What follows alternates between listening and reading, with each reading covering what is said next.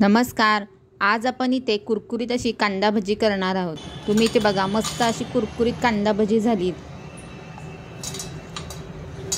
इथे मी मोठे कांदे चिरून घेतलेत. चिरताना आपल्याला अगदी पातळ चिरून घ्यायचे आणि असे त्याचे मोकळे मोकळे स्लाइस करून घ्यायचे. त्यामध्ये आता मीठ टाकून कांद्याला चोळून घ्यायचं, म्हणजे त्याला पाणी सुटतं. पाण्यामध्येच आपण पीठ मळणार आहोत आणि आपल्याला एक्स्ट्रा पाणी टाकायची गरज लागत नाही आणि भजीसुद्धा अगदी कुरकुरीत अशी होते. इथे मी 1 चमचा ओवा हातावरती चोळून टाकते. कांदा भजीमध्ये ओवा छान लागतं. 1 चमचा लाल तिखट, अर्धा चमचा हळद, कोथिंबीर आणि चण्याच्या डाळीचं पीठ. चण्याच्या डाळीचं पीठ टाकताना अंदाजे टाकायचं, खूप सारं पीठ नाही टाकायचं, कारण आपल्याला ही कुरकुरीत बनवायची आणि त्याचा शेपसुद्धा खेकडा भजीसारखं झालं पाहिजे. आणि 2 चमचे तांदळाचं पीठ, म्हणजे आपली भजी कुरकुरीत होते. आणि इथे मी 2 चमचे गव्हाचं पीठसुद्धा टाकणार आहे. आता हे सगळं आपण एकजीव करून घेऊया.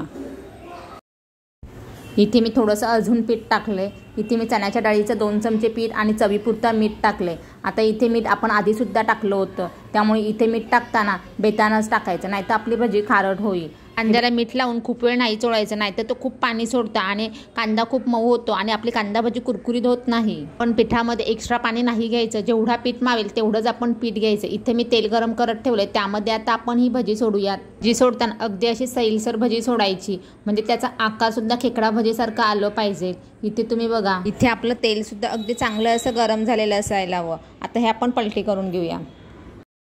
तुम्ही त्याचा इथे कलरसुद्धा बघा, मस्त असा कलर आलेला आहे आणि सुगंधसुद्धा अगदी घरभर दरवळतोय. आपली कुरकुरीत अशी कांदा भजी इथे तयार झाली आहे. तुम्हाला जर ही रेसिपी आवडली असेल तर रेसिपीला एक लाईक करा, चॅनलला सबस्क्राईब करून व्हिडिओ जास्तीत जास्त शेअर करा.